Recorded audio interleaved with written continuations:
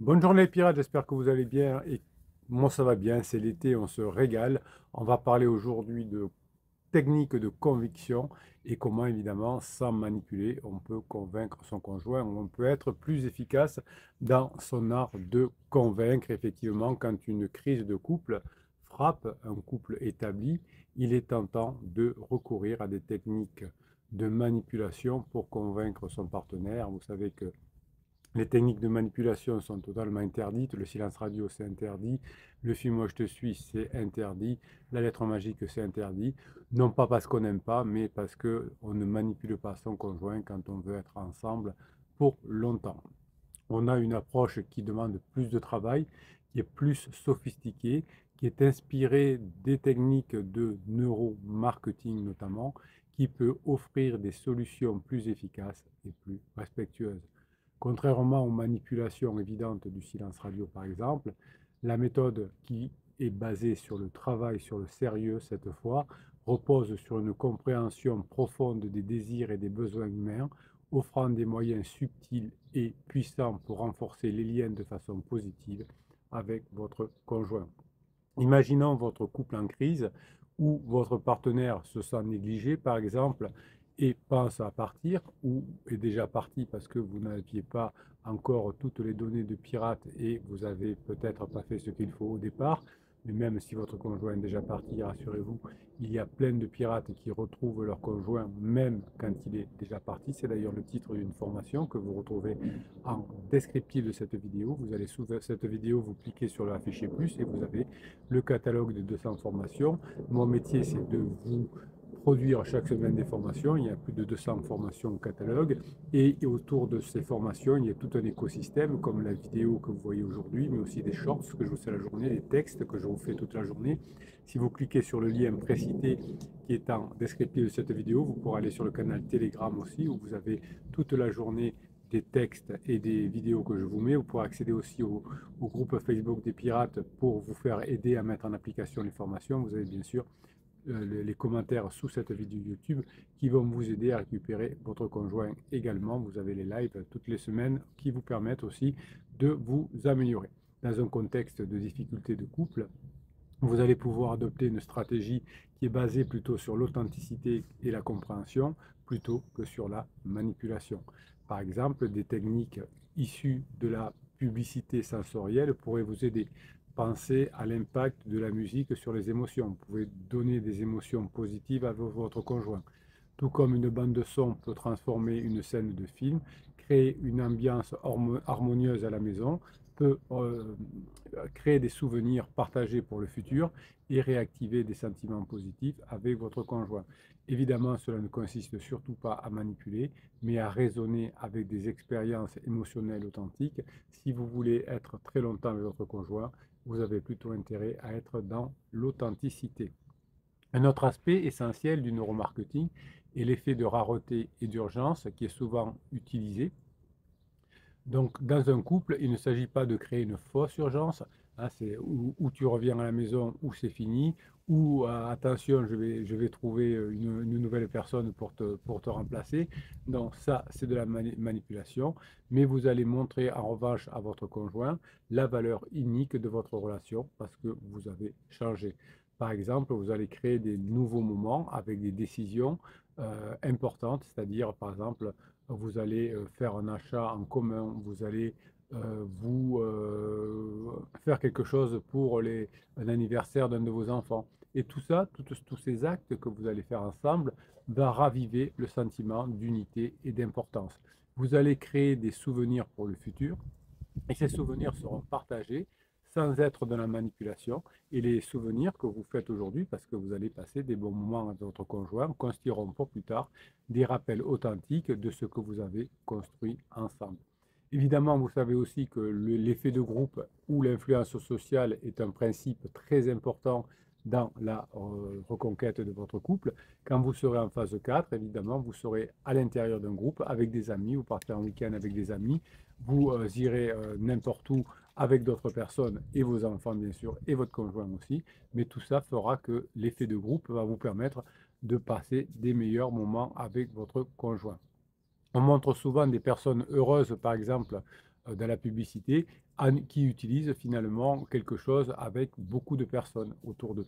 Hein, on voit des publicités avec des adultes entourés d'autres adultes. C'est rare dans une publicité, sauf sur des produits très particuliers, que l'on a effectivement de deux seules personnes, deux amoureux de lune de miel, parce que les personnes qui vendent des produits savent que quand on est en lune de miel, on n'a pas besoin d'acheter de produits puisqu'on est déjà heureux.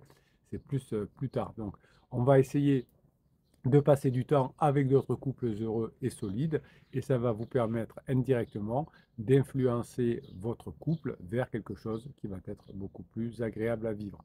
L'objectif n'est jamais de manipuler, mais toujours de montrer par l'exemple que la crise peut être surmontée, que la stabilité est possible et que revivre des bons moments avec son conjoint, c'est quelque chose qui va permettre de passer en phase 4. Les modèles positifs que vous pouvez avoir avec votre conjoint vont encourager naturellement ce désir de rapprochement et de reconstruction. Vous pouvez utiliser ce qu'on appelle la narration. Vous avez une formation qui s'appelle storytelling, qui est une technique puissante pour intéresser votre conjoint et pour l'engager émotionnellement. Dans un couple, partager des histoires inspirantes de personnalités qui ont surmonté finalement des crises similaires peut offrir des perspectives de motivation nouvelles. Alors évidemment, vous allez être malin, vous n'allez pas dire regarde ce couple qui s'est sauvé, nanana. Vous allez être plus malin que ça. Vous allez raconter par exemple l'histoire de Johnny Cash et John Carter qui, c'est vrai, ont traversé de nombreuses tempêtes ensemble et ça peut vous servir de modèle inspirant. Vous pouvez par exemple dire tiens, j'ai écouté un album de Johnny Cash par exemple et j'ai appris que finalement il avait eu lui aussi des histoires tumultueuses et évidemment vous pouvez aussi parler de ce couple-là avec John Carter qui ont fait qu'il y a eu plusieurs fois des renaissances et grâce à la persévérance et à l'amour véritable, c'est une histoire qui a été très belle. L'anticipation et la surprise vont capter l'attention de votre conjoint. L'attention, l'anticipation, la surprise et la préparation vont être adaptés pour améliorer la dynamique de couple. Surprendre votre partenaire avec des gestes inattendus, même pendant des crises existentielles de votre conjoint, une sortie qui n'était pas prévue, un cadeau significatif va raviver la flamme et démontrer un engagement renouvelé. Évidemment, n'offrez pas un cadeau si votre langage de l'amour de votre conjoint n'est pas le cadeau ou si votre conjoint est totalement en down. Il faut évidemment choisir le bon moment pour le faire. Les gestes doivent être sincères et réfléchis dans la phase 4 du couple et vous allez commencer maintenant à montrer des aspects de plus en plus positifs de la relation puisque vous allez passer des bons moments avec votre conjoint et vous allez susciter chez votre conjoint un désir authentique de reconnexion car vous allez proposer des choses nouvelles en montrant que vous avez changé. Donc, je vais vous donner quelques exercices que vous pouvez faire. C'est de créer une playlist émotionnelle que vous mettez à la maison quand votre conjoint boit un verre avec vous, par exemple. Vous composez une playlist de chansons qui sont remarquables et qui créent des bonnes émotions. Si possible que votre conjoint aime bien, alors n'allez pas chercher la musique sur laquelle vous êtes embrassé pour la première fois, etc. Parce que si votre conjoint, en tout cas, est en down, on va dire, oh, enlève cette musique, c'est nul. En revanche, si votre conjoint est en top, pourquoi pas? Vous allez du coup recréer des albums de souvenirs progressifs au fur et à mesure que vous allez passer des bons moments avec votre conjoint. Vous allez recréer finalement cet album de souvenirs qui feront qu'à long terme, en tout cas, vous pourrez vous rappeler constamment de la valeur de ce que vous avez construit ensemble à partir de maintenant. Vous pouvez vous entraîner en lisant des biographies ou en regardant des films sur les couples célèbres qui ont surmonté des crises. Ça vous donnera de la grinta et ça va vous permettre finalement de voir comment ça s'est passé, de tirer des conclusions et de les appliquer à cette situation. Évidemment, vous allez intégrer toutes ces techniques de persuasion qui sont non manipulatrices. Vous pouvez seulement naviguer à travers la crise de votre conjoint, à travers la crise de votre couple aussi, et aussi renforcer et renouveler votre relation sur des bases solides et sur des bases authentiques. Donc, dans la dynamique d'un couple en crise, les avancées en neurosciences offrent des perspectives surprenantes et contre-intuitives pour restaurer l'harmonie sans manipulation. Le fait de travailler sur vous fera que vous n'aurez pas besoin de manipuler, mais vous pourrez utiliser grâce aux neurosciences des techniques innovantes qui, lorsqu'elles vont être appliquées avec sensibilité et respect, pourront transformer la relation de manière durable.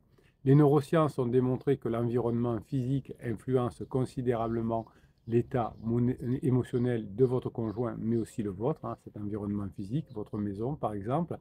Donc vous allez créer un espace accueillant, un réaménagement peut-être de l'espace de vie peut être un rôle clé, à condition que ce soit quelque chose de léger. Ne changez pas tout dans votre maison, surtout si votre conjoint est parti pour l'instant. Votre conjoint croirait peut-être que effectivement vous êtes passé à autre chose. En revanche, créer un environnement apaisant et agréable pour la phase 4, utiliser des couleurs douces et des objets qui évoquent des souvenirs positifs pour plus tard, va aider à réduire les tensions et favoriser des interactions plus harmonieuses.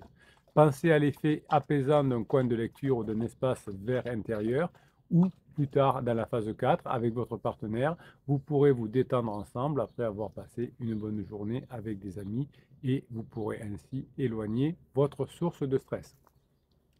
Un outil aussi que vous pouvez utiliser, c'est les odeurs. Les marques utilisent des fragrances spécifiques pour déclencher des émotions positives, des comportements agréables dans un magasin par exemple. Et bien dans votre contexte, vous pouvez diffuser des senteurs associées finalement à des choses à des odeurs que votre conjoint aime bien pour créer des émotions agréables.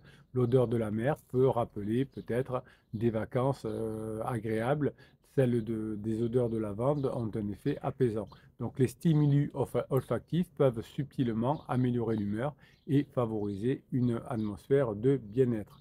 Les neurosciences nous montrent l'importance des micro-expressions et du langage corporel également. Comprendre ces signaux permet de mieux répondre aux attentes de votre conjoint. Pour un couple, être attentif aux expressions faciales et au langage corporel de son partenaire permet de mieux comprendre ses émotions et ses besoins plutôt que de se focaliser uniquement sur les mots. Si vous observez les signaux non verbaux, ça va révéler des sentiments cachés et parfois même éviter des malentendus. Apprendre à répondre de manière apaisante à un regard stressé de votre conjoint, à un geste nerveux vers la phase d'épuisement, peut servir à désamorcer des tensions avant qu'elles ne s'intensifient. Un petit clin d'œil, un petit sourire, ça va vous permettre évidemment de réparer une relation difficile avec votre conjoint ou un mal-être de votre conjoint. Je voudrais vous citer ici l'effet d'ancrage qui peut favorablement influencer des décisions sans manipuler en présentant une option initiale qui va servir de référence. Présenter des solutions intermédiaires avant d'aborder des sujets plus délicats va rendre ces sujets un peu spéciaux moins intimidants. Discuter par exemple d'un changement de routine avant d'aborder une transformation plus importante peut rendre cette dernière plus acceptable. Ce n'est pas une technique de manipulation, c'est une technique qui permet de créer une progression naturelle dans la résolution des problèmes.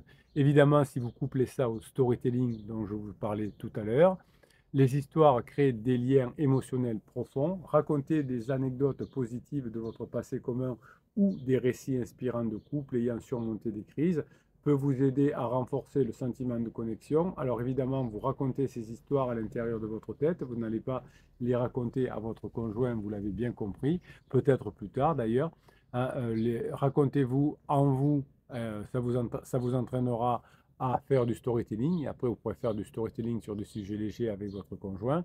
Vous pouvez vous raconter, par exemple, l'histoire de Barack et Michelle Obama, qui ont souvent partagé des défis et des succès dans leur mariage.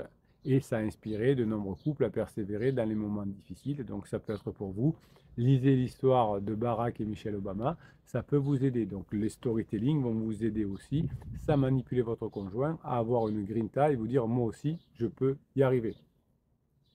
Je voudrais citer aussi l'effet Zeigarnik qui indique que les tâches inachevées restent plus présentes à l'esprit et peuvent être utilisées de manière bénéfique. Si vous dites à votre conjoint, parce que vous l'appelez au téléphone, écoute, je te laisse là parce que j'ai un client qui arrive, je te rappelle, eh bien, ça va permettre finalement de donner à votre conjoint une envie de savoir la suite. Et si on parle une heure avec son conjoint et qu'à la fin, c'est un peu fade, votre conjoint se souviendra que l'entretien était fade, même s'il y a eu beaucoup de choses positives. Donc si vous arrivez à avoir des mini-projets communs avec votre conjoint qui vont nécessiter une collaboration régulière, par exemple, ça peut être modifier une part du jardin, avoir un projet créatif. Eh bien, ces activités qui vont s'étaler sur le temps, qui sont inachevées, vont encourager un engagement continu et des interactions régulières qui vont renforcer ainsi le lien avec votre conjoint sans avoir besoin de faire de silence radio, sans avoir besoin de faire des «suis-moi, je te suis», ces techniques de manipulation qui sont inefficaces. Vous allez par exemple redéfinir l'espace de vie. Par exemple, quand votre conjoint commencera à être en top, vous allez peut-être identifier ensemble des zones spécifiques de votre maison et vous allez les réaménager pour les rendre plus accueillants. Ça, ce sera quand la relation commence à s'améliorer. Ne le faites pas quand votre conjoint est parti parce qu'encore une fois, ça pourrait montrer que c'est mort. Donc vous pouvez rajouter dans votre nouvel environnement des éléments sensoriels, des photos, des objets significatifs, des plantes qui évoquent des émotions positives. Vous allez pouvoir aussi noter toutes les micro-expressions, langage corporel qui sont favorables à l'amélioration de la relation avec votre conjoint. Et tout ça va vous permettre de refaire ces micro-expressions, de refaire ces petites choses qui vous rapprochent. Évidemment, vous allez réfléchir à mettre en place des projets communs progressifs. Il faut évidemment qu'il n'y ait pas beaucoup de connotations émotionnelles et vous allez essayer d'avoir un projet qui va nécessiter plusieurs étapes et qui va quand même intéresser surtout votre conjoint, mais vous aussi. Et vous allez vous engager à y travailler régulièrement en valorisant chaque étape accomplie avec votre conjoint pour maintenir de l'enthousiasme et de la collaboration. Tout ça va faire que vous allez vivre de manière plus consciente et respectueuse avec votre conjoint et vous allez transformer votre dynamique de relation en allant au-delà des solutions superficielles, de la manipulation pour créer des liens plus profonds et plus durables. Vous voyez que cet état d'esprit est l'état d'esprit Grinta, l'état d'esprit des personnes qui gagnent. Les personnes qui manipulent, évidemment, sont des personnes qui n'ont pas confiance en elles. Vous avez confiance en vous. Toutes les formations vous redonnent la confiance, la foi dans la réalisation de ce que vous allez mettre en place pour revenir ensemble. Évidemment, chaque fois que vous allez augmenter votre zone de compétence, quand vous allez augmenter votre zone de confort, si vous voulez, eh bien, vous vous rapprocherez de votre conjoint, vous n'aurez plus besoin de sortir de votre zone de confort et de prendre des risques inutiles. Vous aurez, en augmentant votre zone de compétence, la possibilité de montrer à votre conjoint que vous avez changé. Je vous souhaite des bonnes formations cet été, mes pirates adorés. Mon métier, c'est de vous créer des formations. Je ne lâche pas, je suis là tous les jours. Je vous donne des vidéos pour vous aider à mettre en application ces formations. Je vous écris des textes pour vous aider également. Les formations, le travail, c'est ce qui va vous permettre de récupérer votre conjoint. Des milliers de pirates y sont arrivés. Vous allez y arriver aussi. Je vous kiffe et je vous kiffe grave. Passez la journée que vous méritez, mes pirates adorés.